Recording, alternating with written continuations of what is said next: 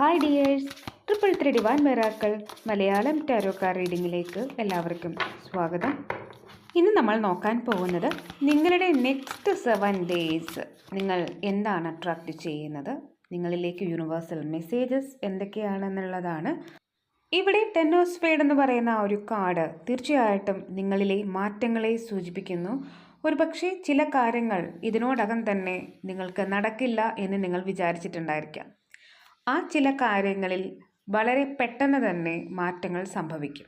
Unfortunately നിങ്ങളിലെ energy law ആകുന്ന ഒരു സിറ്റുവേഷൻ ഉണ്ടായിരിക്കാം. ചിലപ്പോൾ മറ്റുള്ളവരുടെ പ്രവർത്തനങ്ങൾ, സംസാരം ഇതൊക്കെ കൊണ്ട് നിങ്ങൾക്ക് വലിയ ബുദ്ധിമുട്ടുകൾ നേരിടേണ്ടി വന്നേക്കാം. പക്ഷേ നിങ്ങൾ തളരാതെ പിടിച്ചു നിൽക്കാനായിട്ട് നിങ്ങൾക്ക് സാധിക്കും. ചില വഴക്കുകൾ ഉണ്ടായേക്കാം, അല്ലെങ്കിൽ ചില ആൾക്കാരുമായിട്ട് അഭിപ്രായ വ്യത്യാസങ്ങൾ ഉണ്ടാകാനുള്ള സാധ്യത വളരെ അധികമാണ്. നിങ്ങൾ പ്രതികരിക്കേണ്ടതായിട്ടുള്ള സാഹചര്യമാണെങ്കിൽ മാത്രം നിങ്ങൾ പ്രതികരിക്കുക, അല്ലെങ്കിൽ മൗനം പാലിക്കുന്നതാണ് നിങ്ങൾക്ക് നല്ലത്. അതുപോലെ തന്നെ നിങ്ങളുടെ പ്രവർത്തനങ്ങളിൽ തീർച്ചയായിട്ടും നിങ്ങൾ വിശ്വാസം അർപ്പിക്കുക. എന്ത് കാര്യവും ചെയ്യുന്നത് വിശ്വാസത്തോടു കൂടി ആവണം, അപ്പോൾ മാത്രമാണ് അത് സക്സസ് ആവുക. മറ്റൊരാൾക്ക് വേണ്ടിയിട്ട് ഒരു കാര്യവും നിങ്ങൾ ചെയ്തു തീർക്കാൻ ശ്രമിക്കാതിരിക്കുക. വിശ്വാസത്തോടു കൂടി അത് നടക്കും എന്ന ഒരു ആത്മവിശ്വാസത്തോടു കൂടി തന്നെ നിങ്ങളത് ചെയ്യുക. നിങ്ങൾക്കത് സക്സസ് ആവുന്നത് വളരെ അധികം നിങ്ങൾക്ക് കാണാൻ സാധിക്കും. അതുപോലെ തന്നെ ചുറ്റുമുള്ളവർ നിങ്ങളെ വളരെ അധികം തളർത്താനായിട്ട് ശ്രമിക്കും. അതുപോലെ തന്നെ നിങ്ങളെ കളിയാക്കും, നെഗറ്റീവായിട്ടുള്ള കാര്യങ്ങൾ നിങ്ങളിലേക്ക് പറഞ്ഞുകൊണ്ടേയിരിക്കും.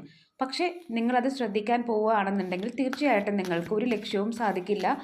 നിങ്ങൾ നിങ്ങളുടെ കഴിവിൽ വിശ്വസിക്കുക, എന്നിട്ട് നിങ്ങൾ മുന്നോട്ട് പോവുക. നിങ്ങൾ എന്താണോ ആഗ്രഹിക്കുന്നത് ആ ഒരു ലക്ഷ്യത്തിലേക്ക് എത്തിച്ചേരുക.